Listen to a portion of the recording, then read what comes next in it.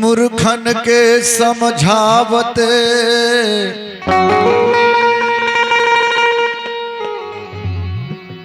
ज्ञानी न गांठ ओराय। कोयला होए नौजरो सौ मन साबुन खाए।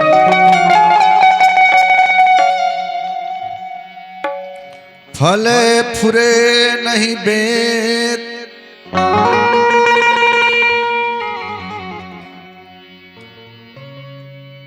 जो गुरु मिलहि बिरंच समा।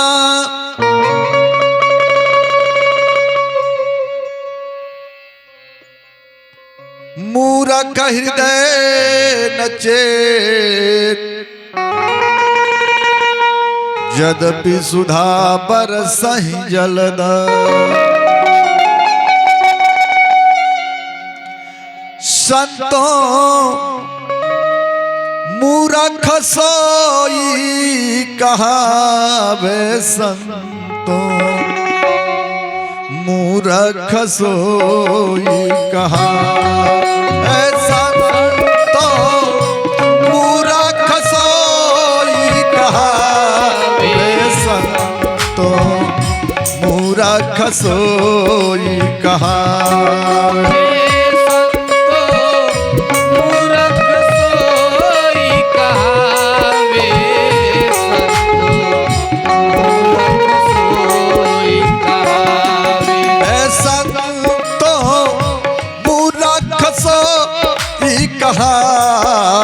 संतों मूरख सोई कहावे।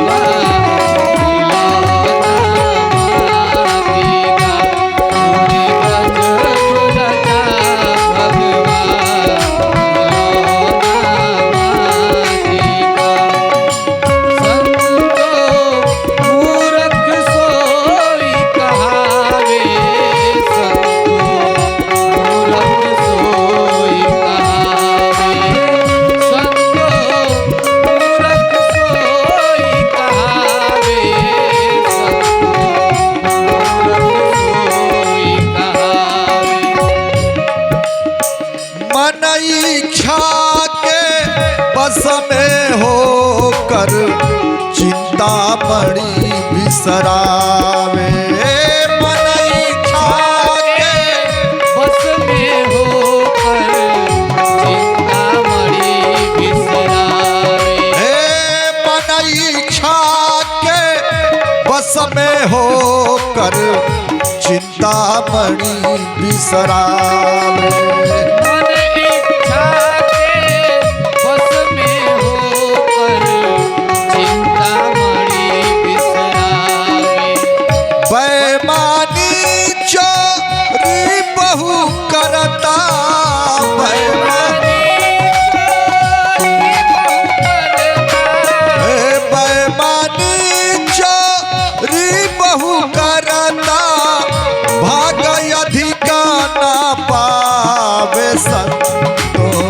मूरख सोई कहावे। संतों मूरख सोई कहावे। संतों मूरख सोई कहावे।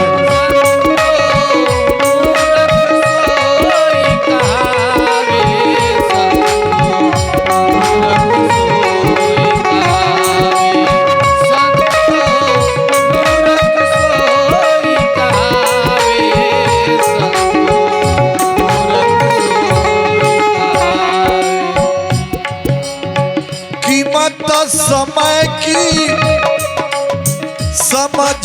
नाही पल पल व्यर्थ बितावे कीमत समय की समझे नाही पल पल व्यर्थ बितावे कीमत समय की समझे नाही पल पल व्यर्थ बितावे कीमत समय की समझे नाही पल पल व्यर्थ बितावे राग देसायरु खोट विकार में राग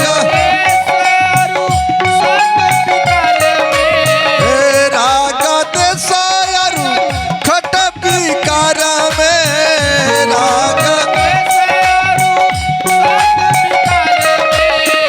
नरतन नाश करावे संतो सोई मूरख कहा हे संतो मूरख सोई कहा वे संतो मूरख सोई कहा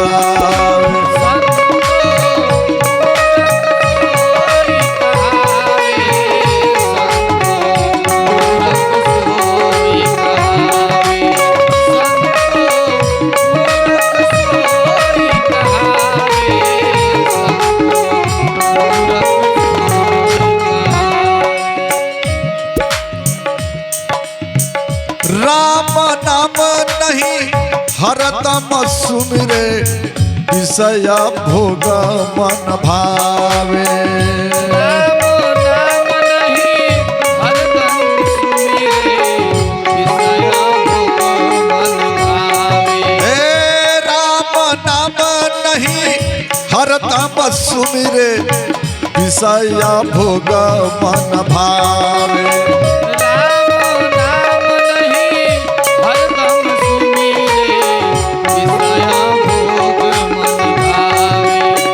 चहु लोक न सुख चाह करे अरु चहु लोक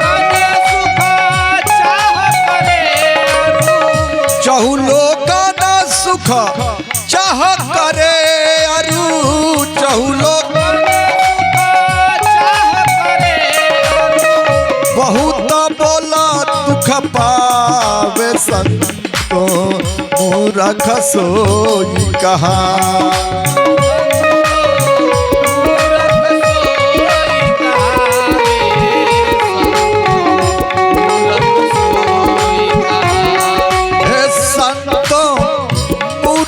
सोई कहावे संतो मूरख सोई कहावे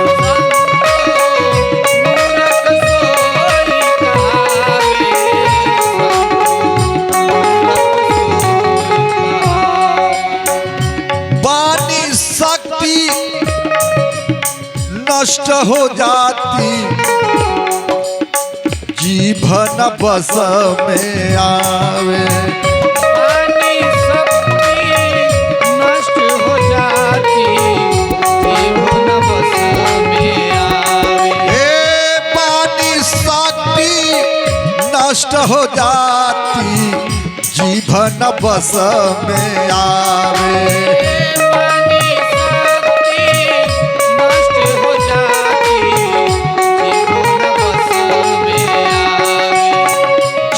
जगदीश बूझ न पाता